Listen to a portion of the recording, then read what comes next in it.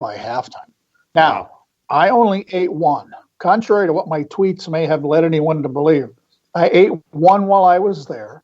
I gifted one. I gave one to I bought one for somebody else, and I brought 3 of them home. I just happened to have a cooler in my trunk, so I brought 3 of them home. My wife heated one of them up when I got home that night, and the other 2 were finished on Sunday while I was watching the Vikings. We heated up the last 2.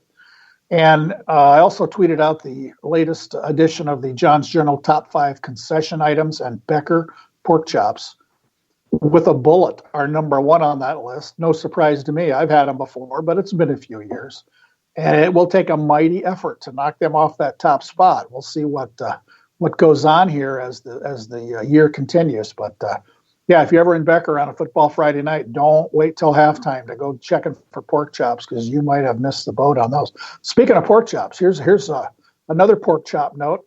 In response to all my Becker pork chop tweets, my close personal friend Lee Larson on Twitter, he's at SportsDoctor44. He's the radio voice of the Jackson County Central sports down there. So Jackson is playing Pipestone Friday night this week. And the Jackson Lions Club, they'll be serving pork chops on a stick instead of a napkin. These come with a stick. $4 a piece, same price as Becker. Here's a good twist. For $5, you can get a bacon-wrapped pork chop at Friday night's football game in Jackson. And I have been to football games in Jackson. It's another great place to watch football, a great football program. I've had the Lions Club pork chops, and they are extra mighty fine. They're maybe not quite up to the Becker standard, but it's that secret sauce in Becker that makes the difference. And I don't know what they do, but they're great. The pork chops in Jackson are great. And one more Friday night note here.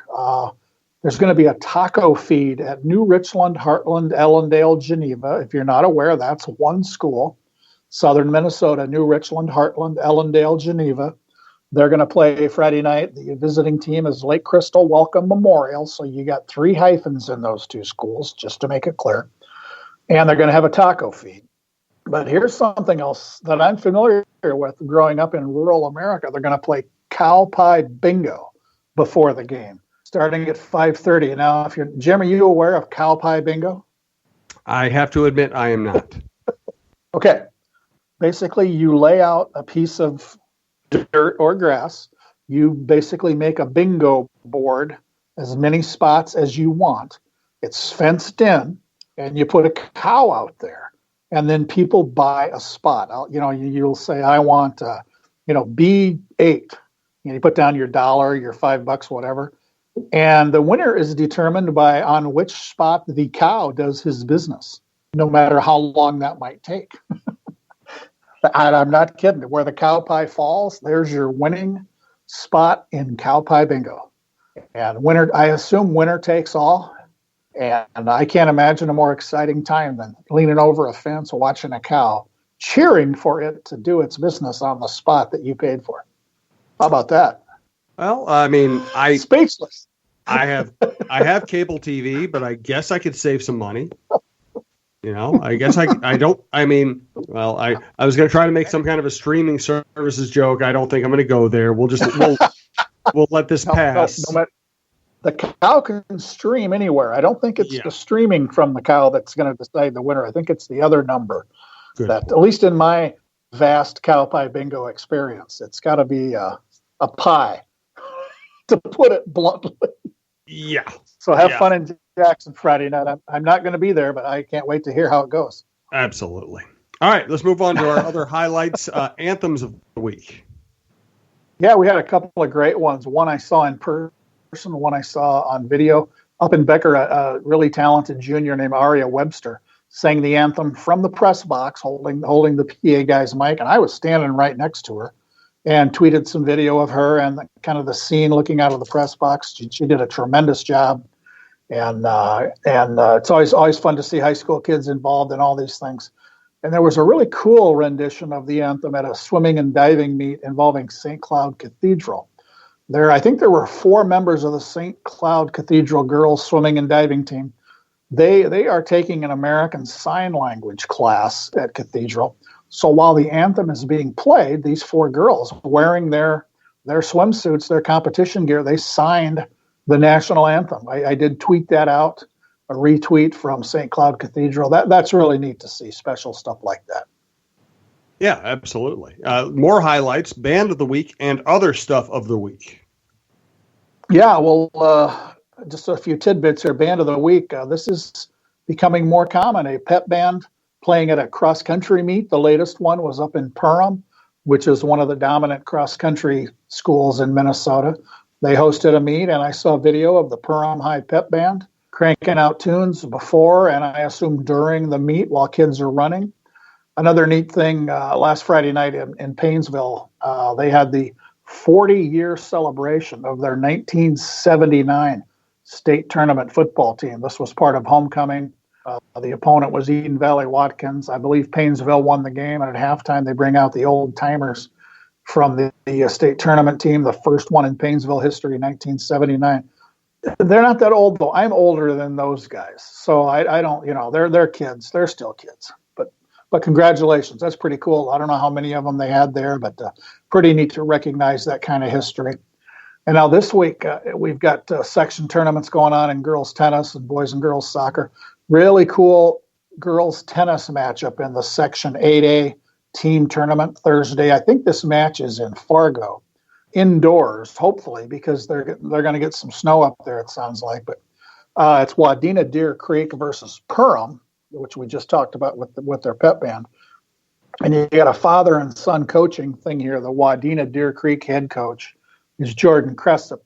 And one of the assistant coaches from Perham is Jordan's dad, Dave Cressup, who's also the boys basketball coach up there. So we'll see how that goes when son takes on dad's team in the tennis postseason here. Let's get to Thank a Ref, which is one of my favorite segments of the week. I do want to thank Bitesquad, bitesquad.com. Promo code is TALKNORTH for your first delivery fee waived. Keep using Bitesquad after that because they've been great to work with and because they deliver restaurant quality food as if it just came out of the kitchen to your front door. Bitesquad.com, Bitesquad the app. Thank a Ref. Yeah, this one is really neat, Jim. I've been aware of this at Dassel Cokato High School. They have a class called Sports Officiating. Now, I've got to get out there and visit the class and write about it because I think that's just a great idea. We talk about needing more officials. Let's let high school kids, get trained in this and learn about officiating different sports. Hopefully they'll go on to become registered officials with the high school league. But they had a Thank a Ref night at Friday's football game. So when the officials got there, they had a bunch of students from the class there to greet them, introduce themselves. They had snacks and drinks at halftime and after the game. And as was tweeted by Dassel Cokato, it was a great opportunity to show their thanks for what's often a thankless job. So way to go, Dassel Cokato, in your sports officiating class. That's tremendous, and those officials really appreciate that. And at Rosemount, it was homecoming Friday night. So they had the homecoming court, all the royalty for homecoming pose for a picture with the officials before the homecoming football game. That's pretty cool, too, to have everybody come down and show their appreciation for the officials. And I heard a great single sentence before the Becker Rocori football game started. The officials are down there for the coin flip. Kids are shaking hands. The first thing the Whitecaps said to the boys was, "Gentlemen, sportsmanship is the most important thing." And we all know that. It's always a good reminder. And the more officials I get to know and meet and watch work, the more impressed I am, Jim, just how great these guys are, because they're not doing it for the money, but they're doing it because they love the sport no matter what it is, and great messages like that is just really awesome to see. Absolutely. Let's get a final thought from John, if he has one. A reminder, you can follow the network and see all of the information about our live shows, about other shows on the network, including Russo and Roy Smalley, Cheryl Reeve, everybody else. You can follow us at Talk North Pod on Twitter. You can follow John at MSHSL John. You can follow me at Suhan Strib. And we like people to follow Talk North. You might just see another show you're interested in, another topic you're interested in, a live show in your area. Check out Talk North Pod on Twitter. Final thought, John. Yeah, I'm gonna hit 4 things real quick here, Jim. I tweeted a picture from Becker of blankets taped to seats. That's how, and I called it high school football's reserved seating protocol system. That tells you something. When you get to a football stadium, I was there more than 2 hours before kickoff, and that's how you reserve seats. You tape your blankets down to the good seats. And if you're really a pro and it might rain, you tape garbage bags, whatever plastic tarp to cover up your blankets so they stay dry. There's some professional fans in Becker. And on Saturday, there was a cool football reunion. In 1999, La Center was the Class A state runner-up. And they had a gathering of coaches and players from that team. So the head coach back then was Clay Anderson. He's now the head coach at Pipestone, which is having a great season. And on his staff were Matt Gegenheimer, who's now the head coach at Prior Lake, and Brian Strand, now the head coach at Barnesville. Two really good football programs of different sizes. By all accounts, they had a great reunion over the weekend.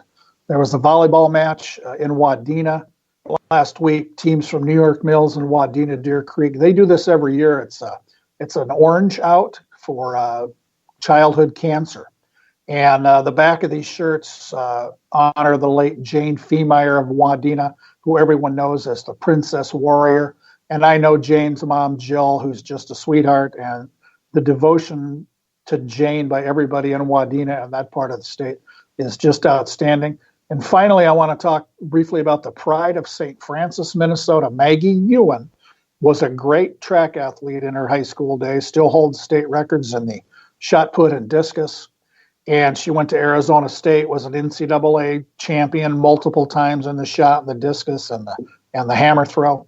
She competed at the World Track and Field Championships in Doha, Qatar last week. This was kind of difficult to watch on TV here. It was, odd times, but she finished fourth in the world in the women's shot put and was the top American. And when I saw that result and tweeted it out, boy, everybody I know in St. Francis with a Twitter account got pretty excited to have, someone from your little town in Minnesota finishing that high in any event in the World Championships. Really neat to see these. And for me, it's neat when you see these high school kids. I think the first time I saw Maggie compete, she was either a 9th grader or a 10th grader, got to know mom and dad a little bit. I've seen her at a couple of USA Track and Field National Championship meets in recent years. Just a great young lady, great representative of Minnesota. Absolutely. Great stuff as always from John. Thank you to Brandon Morton, our longtime producer. Thank you to everybody who listens to Talk North. And please follow us at Talk North Pod. And we'll be back next week with another edition of Preps Today with John Millea.